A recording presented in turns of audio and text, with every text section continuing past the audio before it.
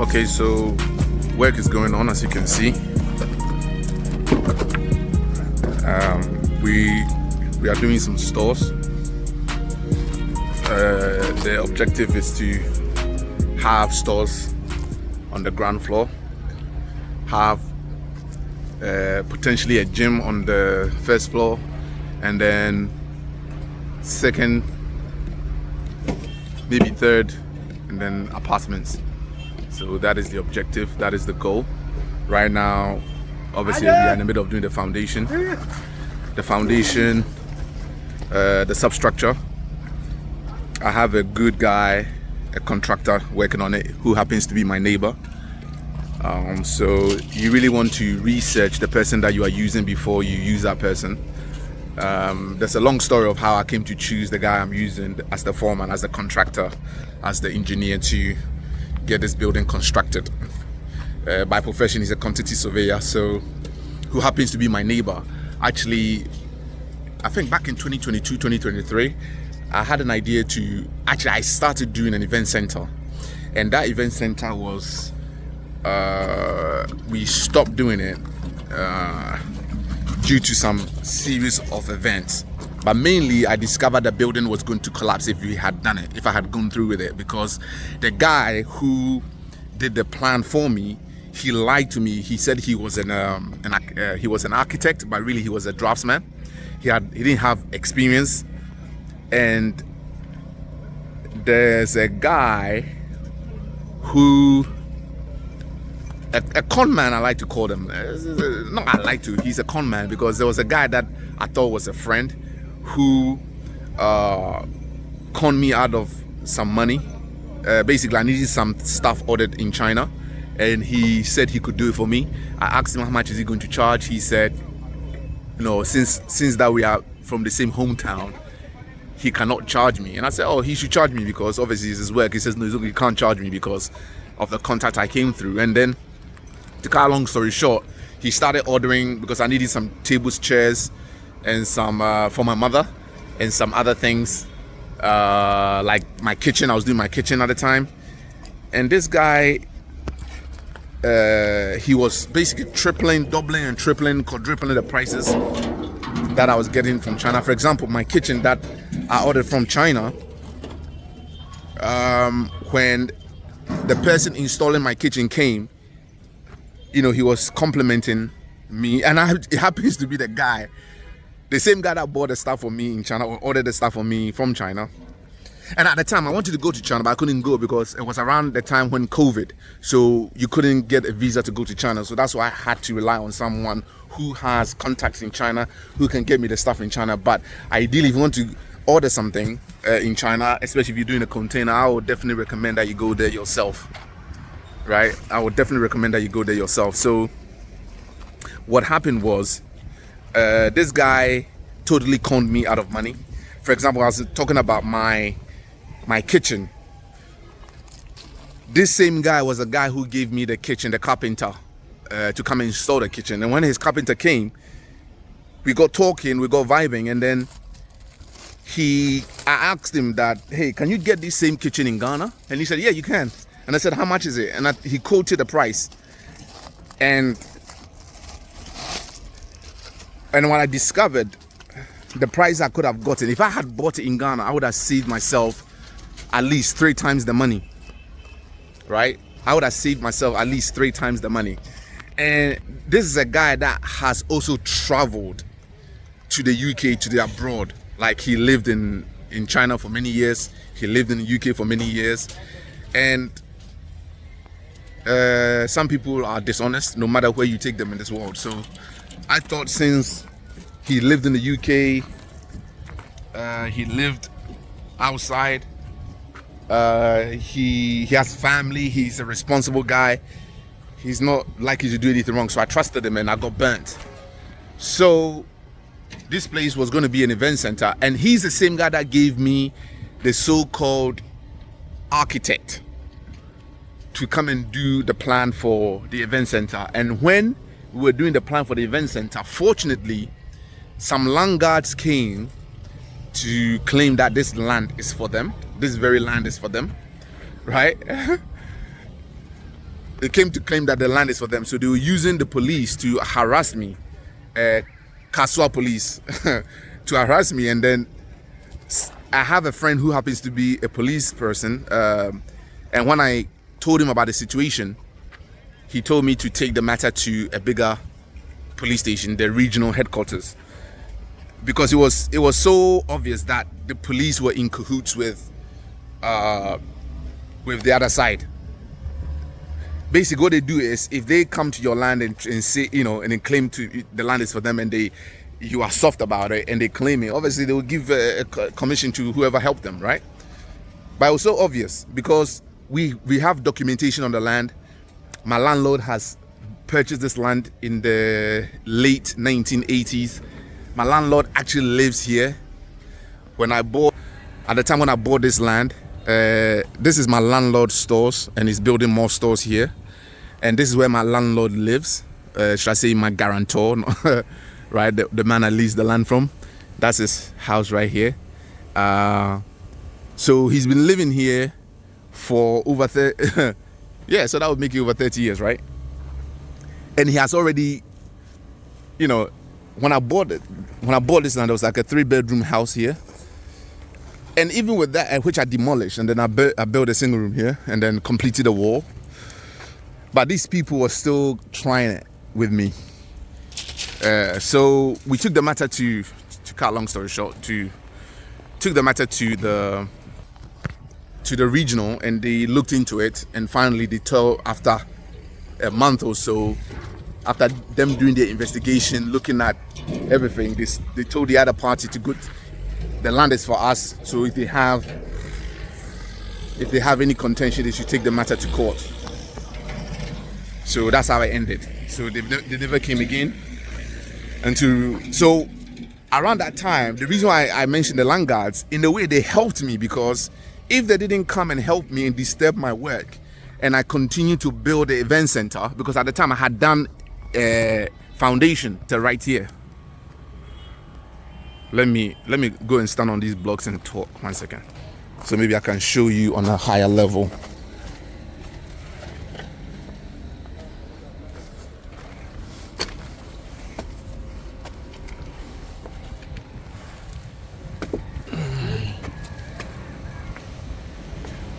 Okay, so here is where I was building the event center, on this side of the plot.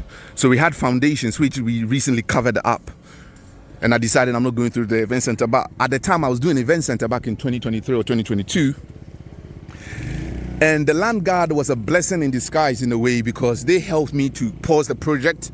And while the police were doing the investigation, I thought to myself, let me get a second party to review his plan, his columns, the iron rods he's using, the beam. And basically, after hiring a third party to look at it for me, who happens to be my neighbor, the guy said, no, it's not right. There's something not right. So he said, even though he knows something's not right, he wants to go and get a structural engineer to review the guy's process and plans. And we came to the conclusion, or the structural engineer came to the conclusion, that if we had built it, the building would have collapsed, because it was a story building and he had no pillars inside, and it was like a 12-meter span with no pillars. So some of the things that you go through when you are trying to do business here in Ghana or in the world, not just Ghana, maybe Africa, you have to be wary. Just recently I was reading on social media that Eddie Murphy's wife, who divorced Eddie Murphy, Nicole Murphy, and I read online that after her divorce, obviously she got a settlement of 15 million or 12 million US dollars or something like that. I think 15 or 12. And then she gave either 10 or 12 million to her friend, who happens to be an investor, and promised her that if she invests $12 million in international fund or whatever, she will be getting a return every single month or every single year. And it was basically a hoax. It was fraud. So it proves that Africa, it's not just Africa that you can be frauded. You know, wealthy people get frauded. The other day I was reading that Kennedy Japan was frauded out of 15 million US dollars. Grant Cardone, who happens to be a billionaire, one time mentioned that someone frauded him out of $9 million. So I guess it's part of life, losing money, life lessons and all that. So got a call coming through. So that's just life. But like I said, if before this place was going to be an event center, but I thought to myself, you know what, event center requires a lot of management, requires a lot of you need someone who's really trusted to manage it. So I thought to myself, you know what, and my family's in the UK at the moment, and obviously until they are here, I don't want to give myself too much management issues. So why not build stores and build apartments on top? If I can either use some of the stores or rent them out, and it's a no-brainer, right? So that's what I thought. Let me just scratch this event center idea and do stores. So exactly what we are doing right here. We are doing the stores, and like I said, the ground floors are going to be stores, about 6 stores, and then the next level is going to be a gym potentially, if not stores, and then the rest of the other 2 floors is going to be a 2-bedroom, maybe 1-bedroom apartment. So yeah, that's simple. Keep it simple. And then at the back, we'll have some space at the back, so in future I can do more apartments here at the back. So yeah, that's what we're doing. So right now we have we've done obviously the foundation, the digging. We hired an excavator, a small excavator, to obviously unearth the soil and do the columns and, you know, dug out everything, the foundation. But we had some issues with rain.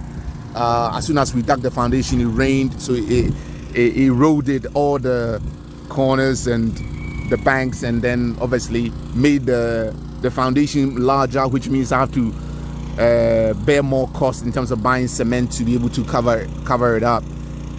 So the rain, act of God, has really added the cost, the initial cost. So when you're doing these kind of projects, you have to expect these things, I guess. So yeah, as you can see, right now we have, obviously you can see there's pillars. We've done the blinding. Blinding is when you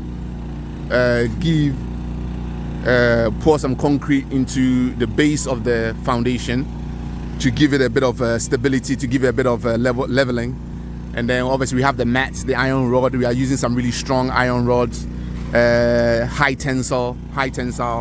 We are not using mild steel. We are using really solid, because when you are building a story building, the goal is the story building should stay up. It shouldn't come down.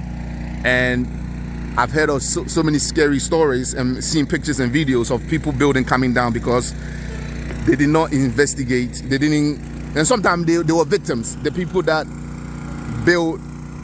doing the building for them didn't have their best interest. All they care about is money. So that is my guy out there. He's eating. He's the engineer, the foreman, eating his breakfast right there. All right, so happens to be my neighbor. We are really good friends. So yeah, the work is on its way. So if you are trying to build in Ghana, you need some advice, you know, why not hit me up? Book me for consultation, and we can see how things goes. I've already used my neighbor, the engineer, before with other 2 projects, which was very successful. So we are working together.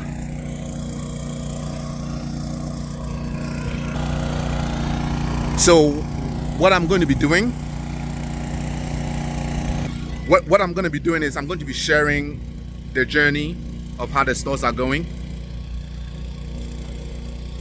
Each stage right now, like I said, and also we have issues with water. There's water in the ground, so we have to use some really strong materials like strong iron rods, high tensile, 20, some of them are even 20 mm and 18 mm. We used like really strong chemicals, waterproof chemicals, and hardening, like extra hardeners, to give the concrete extra strength. So we are doing our best with that. And as you can see, my engineer is Ian. You can see there's some yellow. Oh, wait a second. You can see some yellow drums there. Those are the chemicals, the hardeners, the waterproof. We mix it with the concrete to give that extra strength. This video is long enough, so we'll catch up later. Take care. By the way, if you're coming to Ghana anytime soon and you needed somewhere to stay, we have fantastic short stay apartments by the beach. Imagine waking up and the view that you are seeing is the Atlantic Ocean. It's very relaxing. You love it. So call me, book it. I'll make a reservation for you. And we also have one that is central. The one by the beach is in Kokrobite. The one in central is around Kaneshi Mateiko. That one is very central. 20 minutes to the airport, 5-10 minutes to Osu, Cantonment, Laboni. So yeah, it's very central. So book it, give me a shout. Okay, see you in the next video. Take care. It's very comfortable. Yes. It's a kind of a modern building also. Right. And in the apartment is very very comfortable. I mean, we had a air condition and we have a fan. And it's a nice kitchen. Good time. Yeah. We slept very well actually. Yeah. Okay. So we will recommend it.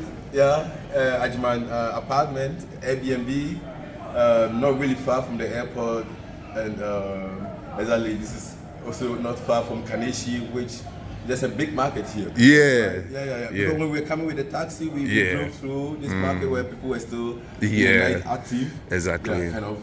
And also, if you wanted to go to like Osu, Laboni. Okay, not far. Okay.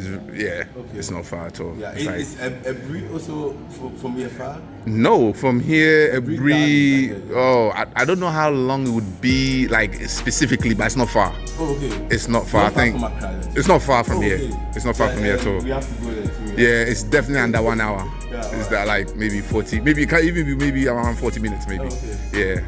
Yeah, I would say. Yeah. So guys, you're always welcome here. You feel comfortable. If you wanna spend some time in Accra and not really far from the airport, and, from the city center also. Okay, great. And what about you, Lucas? Okay, everything okay for you? Everything okay, yes. Yeah. Okay. Good time. Okay, nice one. Yeah. So you're always welcome. Okay, so thank you so much. Thanks for watching.